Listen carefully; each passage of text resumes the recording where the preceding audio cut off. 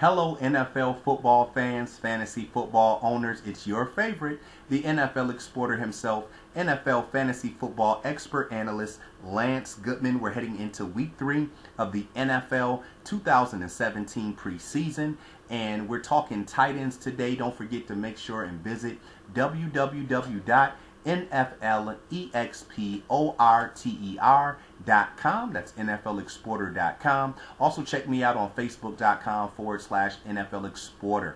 Look, we're talking tight ends today. You definitely want to make it a point to get your hands on one of these top 11 tight ends for your fantasy draft. Number 1, Rob Gronkowski, New England Patriots, is still the tight end who's got the highest ceiling if he can make it through an entire season. Still has the highest ceiling of potential out of any tight end in fantasy football. Number 2, Travis Kelce of the Kansas City Chiefs led tight ends in points or fantasy points last season. Number 3, Jordan Reed, outstanding talent for the Washington Redskins, an injury concern, but when healthy, certainly can put up the big fantasy numbers. Number 4, I love Tyler Eifert of the Cincinnati Bengals, another guy who's an injury risk or concern, but when healthy, certainly is one of the best tight ends in the NFL. Number 5, how about Greg Olsen? Steady as they come.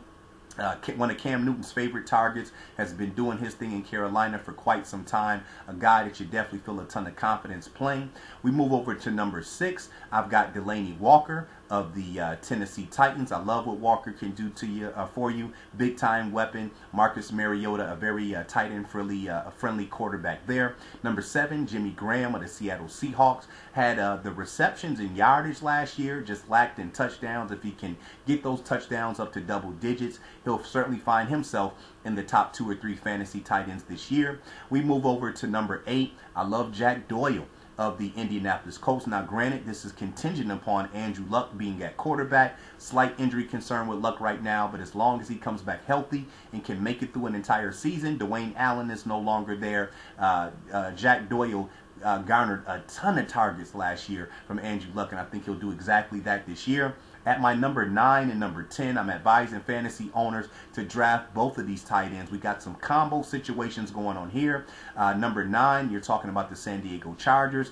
Hunter Henry will be a little bit higher on this list. If it wasn't for Antonio Gates, who was supposed to retire last season but came back for another year, those two combined for 13 total touchdowns last year. So I think if you can do it, grab Hunter Henry and grab Antonio Gates. If one of those guys get injured, then one of those guys is the flat-out starter. I think that you can't ignore Antonio Gates. Him and Phillip Rivers have a long history together.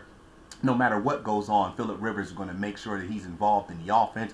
But Hunter Henry, the younger, faster, more athletic player, Gates has gladly passed the torch, and Hunter Henry was outstanding as a rookie.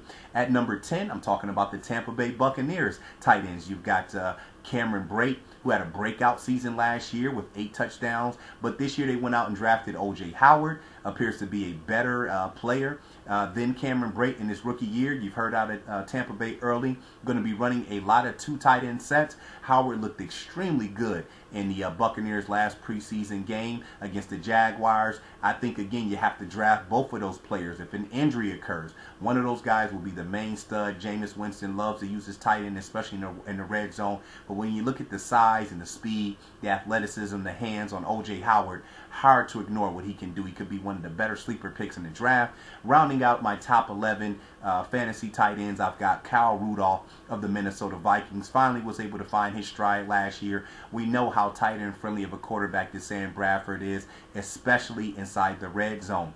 For other information on what other tight ends could be sleepers, late round value picks, or just some guys that you want to keep your eyes on if you can't land any of these players, like Martellus Bennett, who's climbing up the charts fast. He's the starting tight end for the Green Bay Packers. Don't be surprised to see him inside of my top 10 by the time my real draft boards come out inside of a week or so.